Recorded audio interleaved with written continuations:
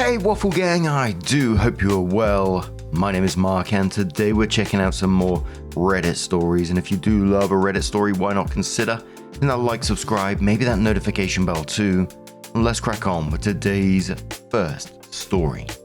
Much love guys. Now today's first story does have some trigger warnings on it of domestic abuse, physical violence and gaslighting as well, so if you do want to skip it, please feel free to do so. Timestamps are always down in the description and along the timeline below. Thank you. Today's first story, titled My Partner 30 Male Says I'm the Problem 31 Female, but his behavior is starting to feel like abuse. Am I insane for thinking this? Hi there. Throwaway for obvious reasons. My partner and I have been together for about a year and a half. I moved in with him a few months ago because of finances and living situations, and honestly, I'm starting to regret it. He's admitted he has anger issues and goes to therapy for it. He always says he's the only one putting effort into the relationship, but I'm starting to feel like I'm constantly walking on eggshells. Now that I'm in a better financial place, I've been looking into therapy myself. Not for anger, but for trauma I went through earlier this year. Here's the thing. He slams doors, even though I've told him it scares me, raises his voice, calls me names, and has broken up with me mid-argument just to prove a point. He's even woken me up by slamming doors when he's mad, and once drove recklessly with me in the car and experiences road rage. When I bring these things up, he'll say stuff like, "That never happened," or "When was the last time I did that?" as if I'm making it up. After social events, he picks apart how I acted or how I spoke. I already have social anxiety, and now I dread going out with him because I know he'll find something to be mad about afterwards. Whenever I try to set a boundary or tell him I'm uncomfortable, he keeps pushing. I get frustrated and then suddenly I'm the problem because I have an attitude.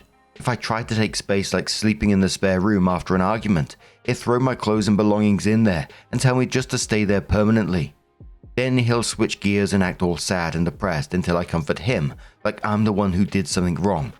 It's emotionally exhausting. He also gets jealous when I'm friendly with his male roommates or other people, even though I'm literally nice to everyone. One night he accused me of deleting messages and cheating because he saw my phone reflection and thought I was hiding something. I was actually just messaging a friend that I felt unsafe and anxious while having a fight. He later tried sneaking into the spare room to go through my phone, then acted like he missed me just to get me back into bed. He tells me what I should or shouldn't do because he cares, but it feels more like he doesn't think I can handle life on my own, even though I'm very independent and have way more life experience than him. Another thing that really upsets me is he says mean, judgmental things about people in public. He calls it having a mean girl persona. He's even made racist and fat-phobic comments, and when I call it out, he says I'm worse than him, which is just not true. Lately, he keeps saying I'm the problem and that I need to look deep within myself. He blames his outbursts on stress or mental health, takes minimal accountability, and things will change for a little bit until they go back to how they were. I leave arguments feeling confused, guilty, and like I have to apologize for things I didn't even do wrong. I know I'm not perfect, but this can't be normal, right? I don't ever act or treat him this way. The only reason I've stayed this long is because he can be sweet. He cooks, helps clean, is affectionate, and when he's in a good mood, things feel easy, but he's mostly in a bad mood and complains about everything that happens, even if it's a minor inconvenience, and it'll bring down his mood. But I'm pretty sure I'm falling out of love with him. Now that I'm more financially stable, I've told him I think we should live separately when the lease is up because our constant fights are very stressful, but I know how that'll go. He'll guilt me, spam me with messages, and make it seem like I'm abandoning him. We were supposed to get our own place together, but at this point, I just don't know anymore. Does this sound like emotional abuse, or am I the problem? Would love some outside perspectives, please. Now, as you can clearly see, this is just red flag city, an abusive relationship all over, but the first commenter says, "Girl, just leave." Another commenter replies that saying, "When you do leave OP, do not let him know that you're breaking up with him in person because that is the most dangerous time in an abusive relationship because they are losing control over you and they will do anything to have that control. That is when you are statistically the most likely to be killed by your partner. The reason why I'm warning you about this is because it almost happened to me. He almost killed me." OP says, "Thank you so much for this advice. He's not laid a hand on me yet, but there have been small signs that he could. He also admitted to me recently that in a past relationship, he choked his ex-girlfriend from self-defense. My stomach and heart dropped. He will either get angry or guilt trip me into staying. Commodore says, you are in an abusive relationship. You know how some people ask, why did she stay? This is why. It can be very confusing. Abusers are manipulative. They use all kinds of manipulative techniques like gaslighting and minimizing, and they're very good at twisting things so you end up apologizing when they're the one who is wrong, which just makes everything so much more confusing. They will make you doubt yourself and reality. What you are feeling is correct. This is not okay. This is abusive and will only get worse. I'm sure you know that though. I'm sure you've seen it getting worse. Abusive relationships very rarely start out that way. The Netflix show Made, I recommend it, although it's not super great. It has a lot of good information, especially about how women are often in denial and how abuse is not the one-size-fits-all. Had one of the best descriptions of it. It's like a garden. Violence. It grows like mold. Before they bite, they bark. Before they hit you, they hit near you. Like they're trying to figure out how close they can get before you actually leave. And unfortunately, most abusers will up their abuse if they feel their power slipping. They will cycle through love and abuse like some fucked up yo-yo, keeping you on the ride, just praying it doesn't fall again, and he'll be the man you fell for. The man he often pretends to be just to keep you staying. But you have to know, that man doesn't exist. That's a mask he wears. It's one more tool in his arsenal. What would you tell your friend, your mother, your daughter, if she was in a relationship like this? I think you know it's time to leave. Set up whatever you have to set up, ideally secret, and then leave. Do what you have to do to stay safe. OP replies saying, thank you for being understanding of how hard it can be. I never in a million years thought I would get into a situation like this, especially leaving red flags like this sooner. And didn't take any bullshit, but this man caught me at a time where I had very low self-esteem, financially struggling, and depression. Commodore quotes saying, does this sound like emotional abuse? And then says, yes. How do you feel physically when he rages and drives aggressively and slams doors, etc.? Does your blood pressure go up? Does your chest feel tight? It's emotional abuse, but it's also physical abuse. It's damaging. OP says I get anxious when I know the tension is building up, even before anything happens. You know, we cover a lot of stories where there's abusive partners within those stories, and we talk about normalization a lot within these stories. And I think it's so important to bring up because, you know, like we can see with OP here, and that awesome commenter who mentioned it, that many abusive relationships don't start out that way until their mask starts to slip and they test more and more, slowly, carefully, to see what they can get away with whilst you stay in this relationship. And it's absolutely terrifying. But it was 3 weeks later that OP came in with her update and says, firstly, I just want to thank everyone for their support and encouragement in my previous post. It means a lot, and anytime I start to doubt myself, I would read your comments. It helped me a lot. I left today. I left a letter and got the hell out of there, as I knew this was the safest and best option. I found a room to rent in a beautiful area and house. All-female household, and funnily enough, my landlord is a social worker in domestic violence, so she was so accommodating and supportive throughout the process. I told people I trust at work my plans, and they were also very supportive. I never thought I'd be someone who would enter into a relationship this bad. I've always been good at walking away from the early signs in the past, but this person caught me at a time where I was lonely, struggling with mental health and finances. But there were early red flags I ignored, and I felt sorry for this person as he was good at guilt tripping. These were the signs. Love bombed. Pressured me to be his girlfriend when I wasn't sure yet. Say he would do anything to support me, and he was there for me. Oftentimes, the things he did for me were thrown in my face later when angry, and that I never did anything for him. Tried pressuring me to open a shared bank account and shared health insurance, which, when I said no and didn't feel I was ready, I was avoidant and unaccepting of help or growing together as a couple. Gaslighting. Would say things that didn't happen, or I didn't say something when they did, especially when I was showing him affection, and apparently I didn't, which was strange. Would sulk and depression sleep when things weren't going his way until I caved and apologized and gave him affection. Double standards. It was okay for him to treat me how he did, but if I even had a slight attitude or talked back, it wasn't okay. I had to talk in a cute/baby voice, which I hated, to avoid having an attitude, so it didn't start a fight. Slammed doors, threw things, slammed things, called me names, raised his voice, gave me dirty looks and stormed around. Even did this in the middle of the night when I was trying to sleep and had work the next morning. Reckless driving and speeding with me in or outside of the car when mad resulted in him getting pulled over by the cops one night. One night I was trying to comfort him and place my arms around him when he was getting angry at me, and apparently I was being confrontational, so he shoved me. Insisted he would go to public places with me or doctor's appointments with me to give support and help, but would complain about helping me. If I refused, I was unwilling to accept help, and he felt useless for not helping. He would pick apart or start a fight after social interactions because of what I said or how I acted. Constantly felt anxious when hanging out with other people. Would take my belongings out of the shared room and throw them and chuck them on the floor. Got to the point where he even hid the clean drinking water in his room so I couldn't access it.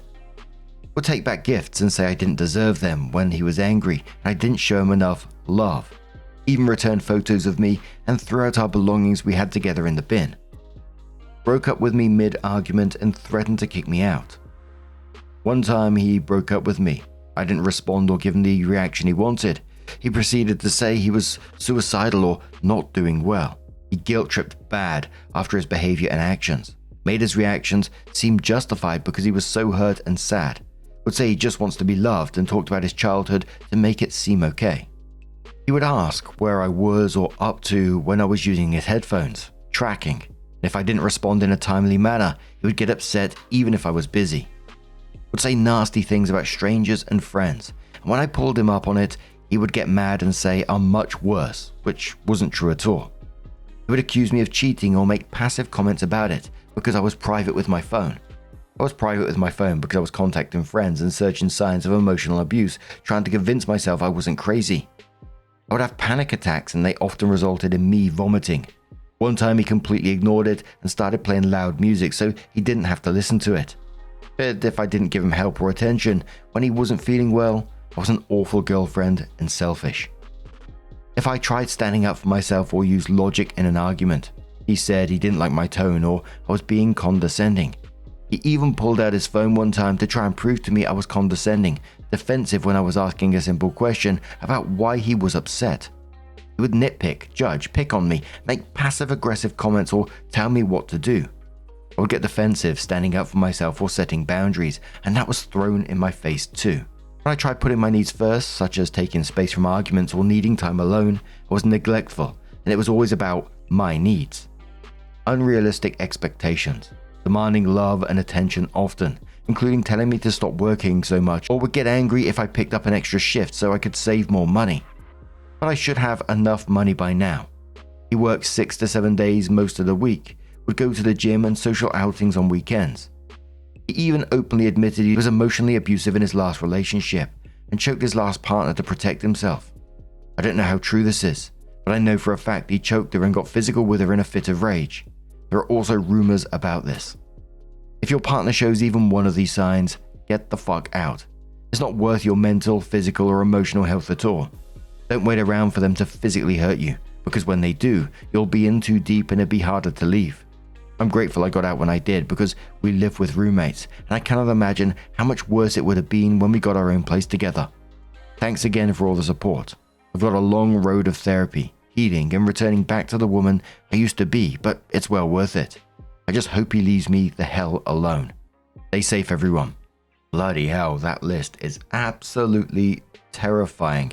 But a commenter says to OP, so glad to hear you got out. It's crazy when you add up all the things that happened over the span of the relationship.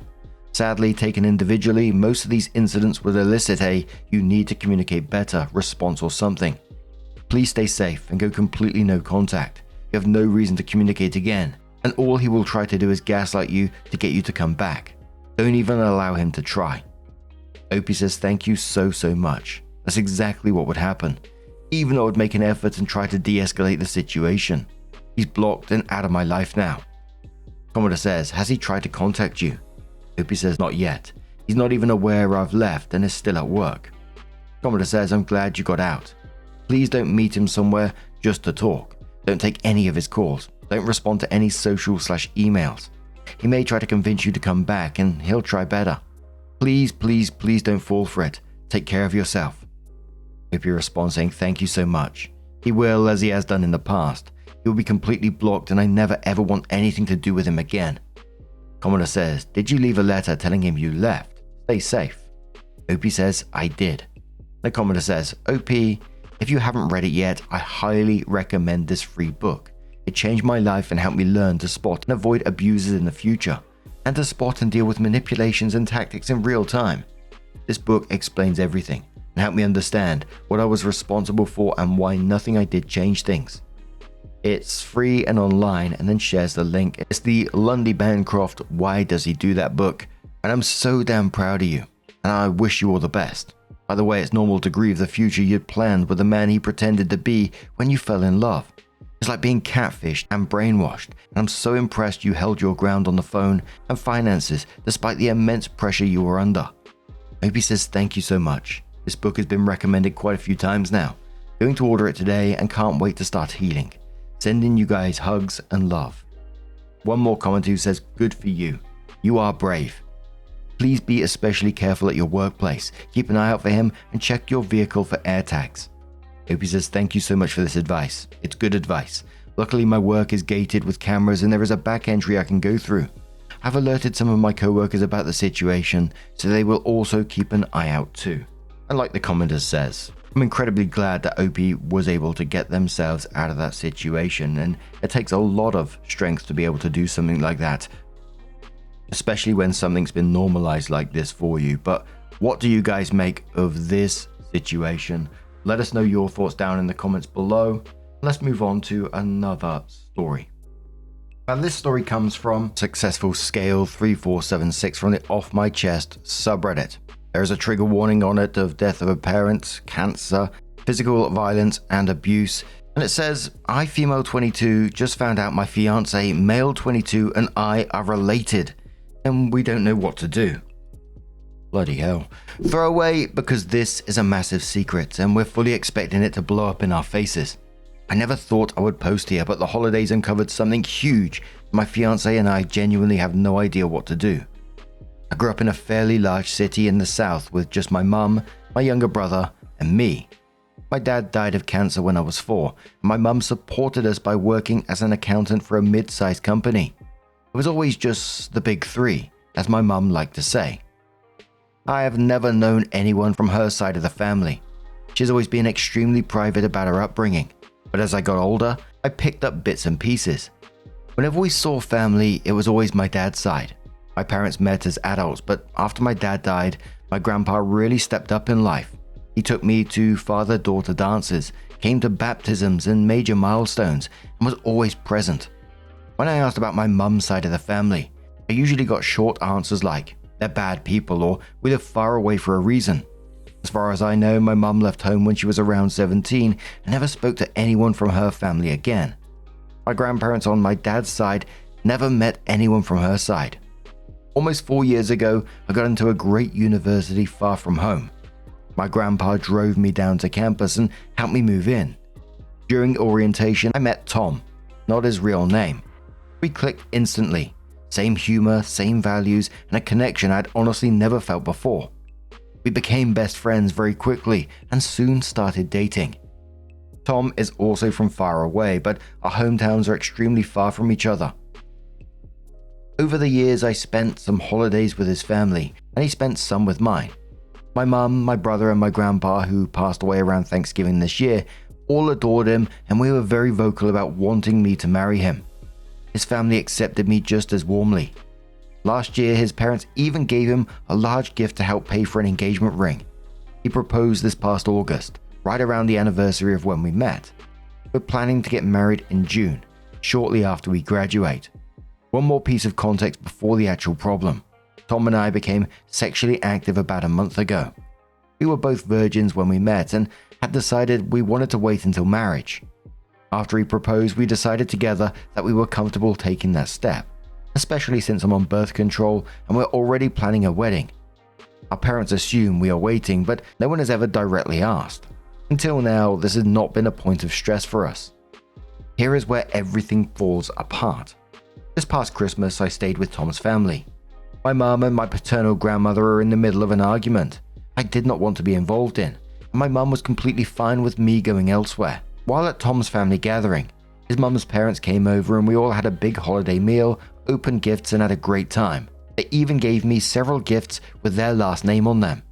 At some point during the evening, Tom's grandmother made a comment to his mum, who I will call Melissa. She said, "Melissa, do you remember when you and Rachel got me that planter for Christmas?" I leaned over and quietly asked Tom who Rachel was.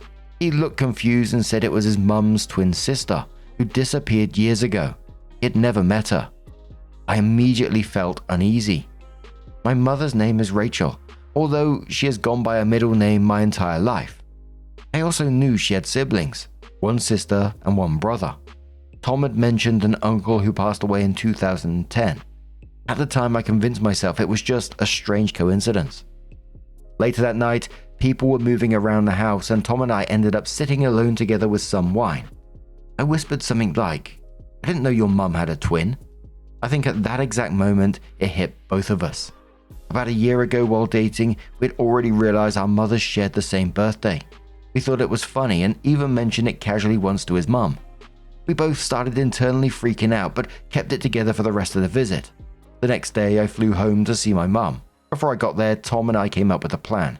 I told my mum I had been talking to my gynecologist about some issues with my period and that one of the intake questions asked whether there were twins in my family. I said I didn't know and figured I should ask. For the first time in my life, my mum admitted she was a twin.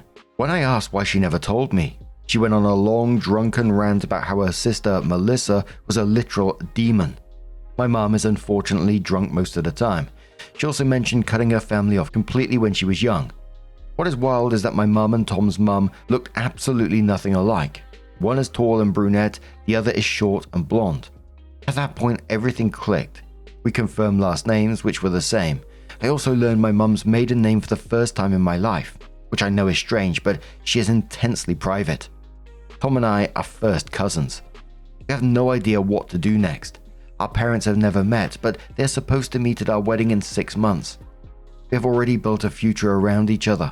Tom has a great job lined up, and I've been accepted early decision to my dream law school in the same city. Our relationship is genuinely strong. We're best friends and deeply in love. Ending the relationship feels like throwing away the greatest joy either of us has ever had. Continuing it feels terrifying. There are obvious biological concerns if we ever want children. There is also the very real possibility of being disowned or pressured to split once the truth comes out. We are stuck and completely overwhelmed. What do we do? Edit, and thanks for all the kind comments. Tom and I have read through all of them and we really appreciate the thoughts. We decided to talk to our parents tonight. We both fly back to college tomorrow, so it's really the last time we can do this before it gets dangerously close to the wedding. I'll give an update on how it goes either tonight or tomorrow at the airport. We plan to tell them what we've learned, but insist it won't affect our plans to marry. Hopefully if we lead with that, there won't be an effort to break us up. Someone asks, at least they weren't identical. So you're only first cousins? Opie says we are first cousins. I'm not sure that would change if they were identical twins. We might be more genetically similar, I guess. Commoner says, do one of those DNA tests and see how much DNA you share. My grandparents found out they were third cousins after they got married. Their parents knew as well. Not quite the same, but they made it work. Opie says this is good advice, but there's also some blissful ignorance here. Like at what % do we draw the line? Someone says, do they want children? Opie says, yeah. We already talked about going the adoption route and avoiding biologicals. Commoner says, just to be sure, if you ever get pregnant, to disclose this to your medical practitioner. Babies from close relatives have significantly higher risk of genetic complications, but also because cousin marriage is so common, especially within certain religious and ethnic groups, they will know how to handle it. Opie says, good advice. I'm currently in the never get pregnant camp. We already take stupid risks though, so this will tighten that up.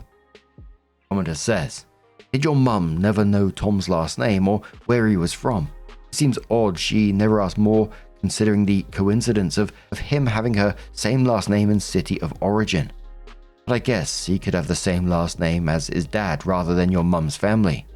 This is so unfortunate. If you guys are okay with adopting rather than having biological children, Maybe Tom could get snipped to avoid the possibility and just go through with the marriage. Does that seem like the right route in your heart?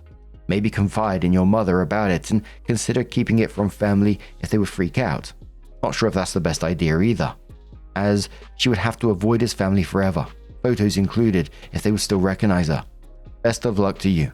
What a crazy, crazy coincidence. Opie says Tom's last name is not her maiden name, it's his dad's name. It's also a really unique last name with a unique pronunciation. Nothing like my last name or my mother's maiden name.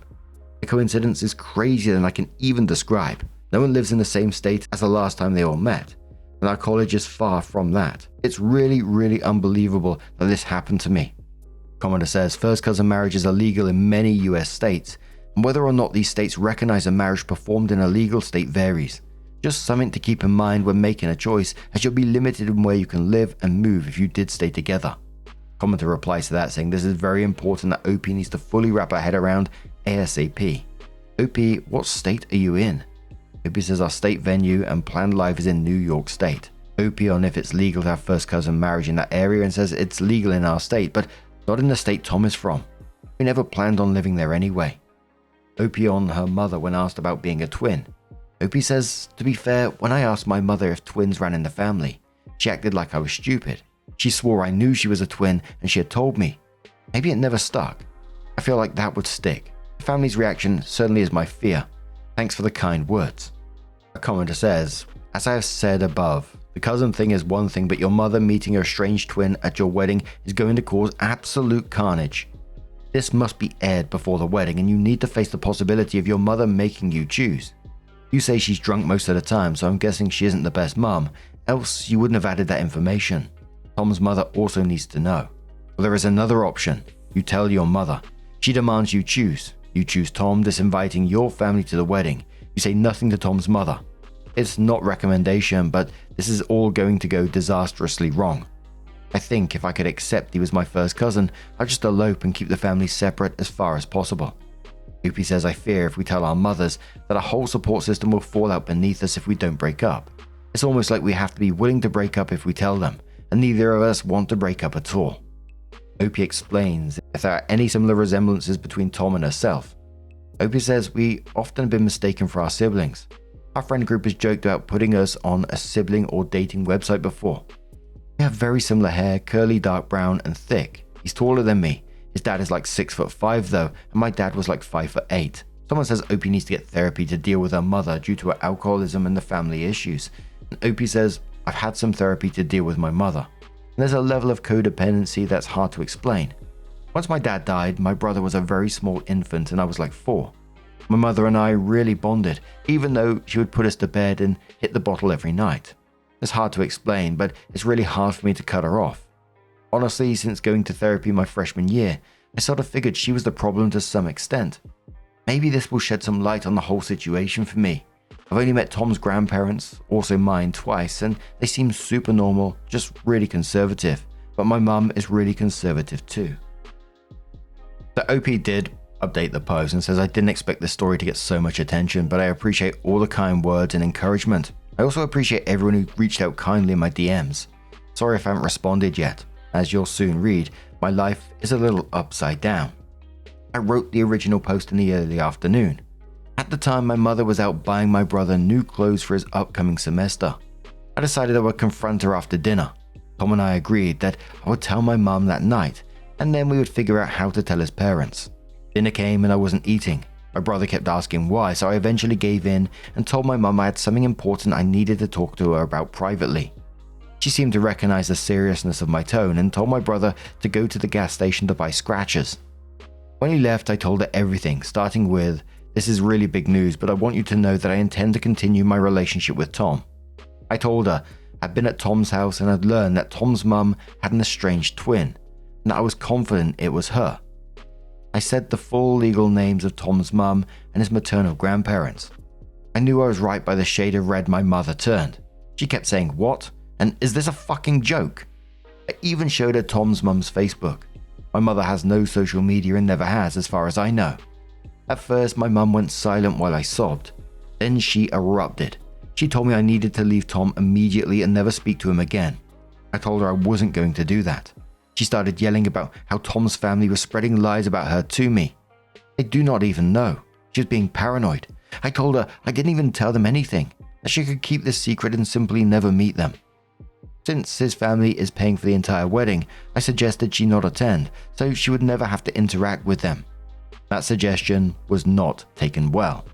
She called me every name in the book: whore, liar, bitch, see you next Tuesday, etc. Screamed at me until she was blue in the face and told me she would not allow me to return to school for my final semester. Around this time, my brother came home.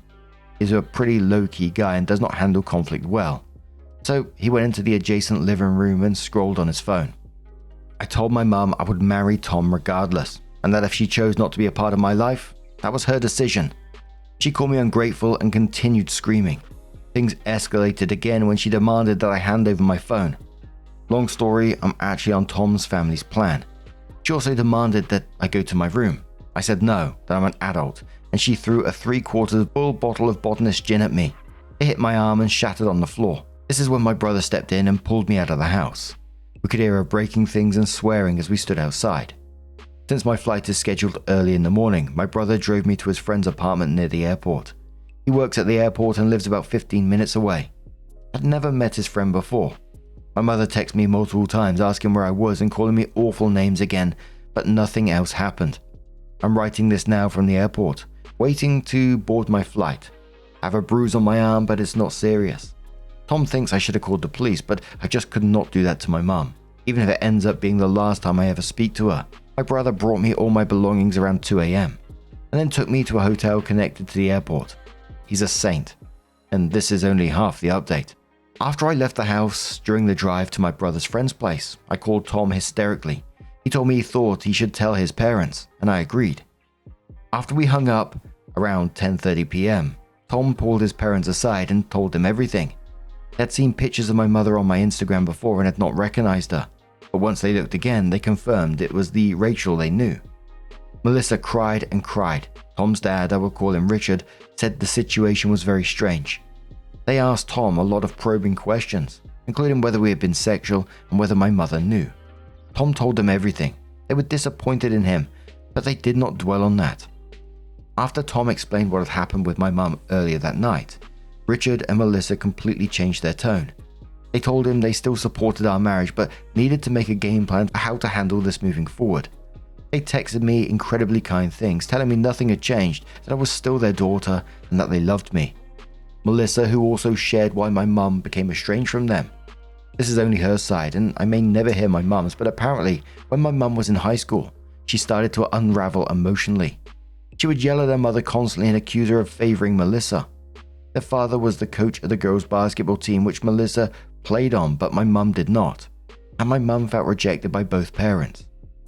During senior year, my mum ran away with an older boy, not my dad. His family knew my grandparents well, so they assumed she was safe. But my mum told them she would never speak to them again, and she kept her word. The last they heard about her was 3 years later, when the boy's parents said they'd broken up and she moved to another city. This was the city where she later met my dad. They wrote letters she never answered and eventually respected her wish for no contact. All of this came secondhand from Tom, who heard it from his mum. While I was coming down from hysteria in an airport hotel room at dawn, the details may be fuzzy, but that is what I know. How I'm doing. I'm heartbroken and scared. I've only seen my mother be violent once before, when she threw a brick at my brother for sneaking a girl in. I was always the perfect child, and now I cannot imagine her ever speaking to me again.